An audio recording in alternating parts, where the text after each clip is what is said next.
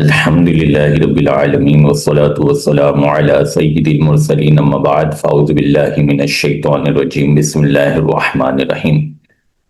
اللہ کو راضی کرنے کا آسان طریقہ۔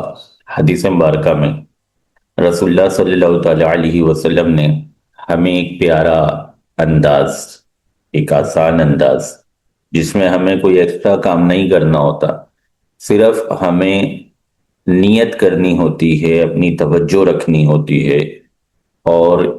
اس توجہ کے ذریعے ہم اللہ کی رضا کو حاصل کرنے میں کامیاب ہو سکتے ہیں۔ رسول اللہ صلی اللہ علیہ وسلم ارشاد فرماتے ہیں، سنن نبی داؤد کی حدیث مبارکہ ہے، من احب للہ و ابغض للہ و اعطى للہ و منع للہ فقد استکمل الایمان۔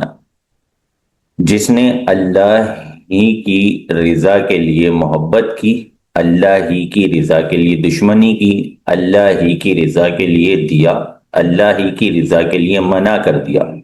تو اس نے اپنا ایمان مکمل کر لیا۔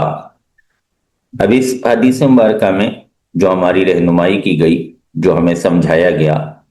وہ یہ کہ ہم نے ہر عمل کے وقت توجہ رکھنی ہے، دھیان رکھنا ہے، اس بات کا خیال رکھنا ہے کہ ہم جو کام کر رہے ہیں، جو کام اس وقت ہم کرنے لگے ہیں، ہم کسی سے محبت کر رہے ہیں، کسی کو اچھے انداز میں دیکھ رہے ہیں، کسی سے اچھا برتاؤ کر رہے ہیں، تو ہمارے دل میں یہ خیال ہو کہ اللہ راضی ہوگا، اس لیے میں اس کے ساتھ یہ عمل کر رہا ہوں۔ اگر ہم کسی سے بغض کر رہے ہیں، کسی کے ساتھ برا سلوک کر رہے ہیں، کسی کے ساتھ برا رویہ اختیار کر رہے ہیں، تو وہاں بھی ہمارے پیش نظر یہ ہو کہ اللہ تبارک و تعالیٰ کی رضا کے لیے میں اس کے ساتھ ایسا کر رہا ہوں۔ اب اس کی پہچان کیسے ہوگی؟ اس کی پہچان اس طرح ہوگی کہ اگر وہ شخص ہمارے ساتھ کوئی بھلائی کرتا ہے جو ہماری ذات کے ساتھ منسلک ہے، لیکن اللہ کے ساتھ اس کی نافرمانیاں اسی طرح جاری ہیں جیسے پہلے تھیں، تو اس کے باوجود اگر ہم اس کی بغض کو، اس کی دشمنی کو اپنے دل سے نکال دیتے ہیں، تو اس کا مطلب ہے کہ ہم جو دشمنی کر رہے تھے وہ ہم اللہ کے لیے نہیں کر رہے تھے، ہم نے ویسے ہی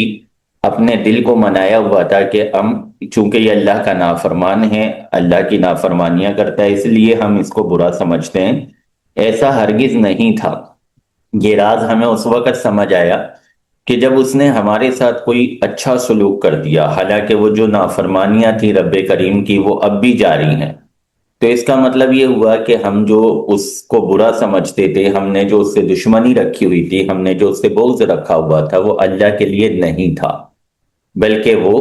کسی اور وجہ سے تھا، اور جیسے ہی اس نے ہمارے ساتھ اچھا سلوک کیا تو ہم اس دشمنی کو بھول بیٹھے ہیں، اس کی ناراضگی کو بھول بیٹھے۔ اسی طرح حب للہ کی پہچان بھی یوں ہی ہو سکتی ہے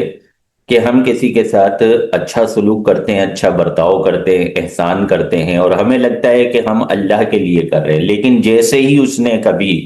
ہماری ذات کے ساتھ، ہمارے ذاتی طور پہ کوئی برائی کی، ہمیں کوئی دکھ پہنچایا، کوئی رنج پہنچایا،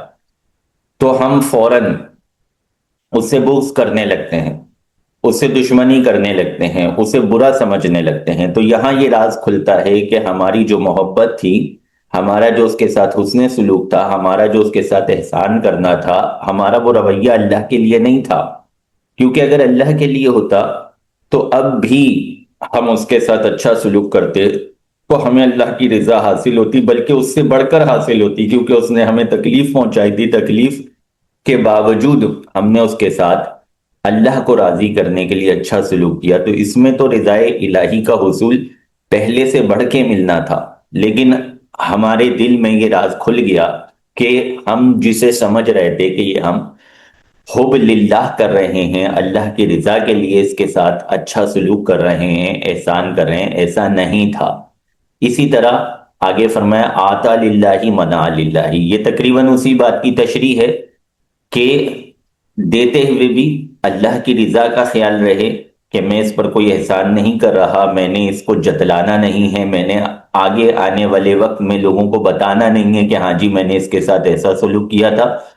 بلکہ جس کی رضا کے لیے کر رہا ہوں وہ جانتا ہے کہ میں نے اس کے ساتھ اچھا سلوک کیا ہے، میں نے اس کو کچھ عطا کیا ہے۔ اور اسی طرح اگر کسی سے کوئی چیز روک رہے ہیں، منع کر رہے ہیں، کسی سے کوئی عہدہ، کوئی منصب، کوئی اختیار، کوئی دنیاوی سہولت، کوئی بھی چیز اگر ہم اس سے روک رہے ہیں اور وہاں مقصود اللہ کی رضا ہے کہ اس کو اگر یہ عہدہ نہیں دیا جائے گا بلکہ فلاں جو اس کا اہل ہے اس کو دیا جائے گا، یا اس کو یہ اختیار نہیں دیا جائے گا بلکہ یہ اختیار فلاں جو اس بات کو زیادہ سمجھتا ہے اس کو اختیار دیا جائے، تو اگر ہم یہ کام اللہ کی رضا کے لیے کرتے ہیں تو یقیناً اللہ تبارک و تعالی ہم سے راضی ہوگا، اور پھر اس کا پھل کیا ملے گا، اس کا انعام کیا ملے گا، اس کا ثمرہ کیا ملے گا؟ فرمایا فقط استکمل الایمان، جس نے ان اعمال کو اللہ کی رضا کے لیے کیا، اپنے عملوں میں اس بات کی توجہ رکھی، اس بات کا خیال رکھا کہ میں اللہ کو راضی کرنے کے لیے کر رہا ہوں، تو اس کا ایمان کامل ہو گیا، اس نے اپنے ایمان کو مکمل کر لیا، کامل کر لیا۔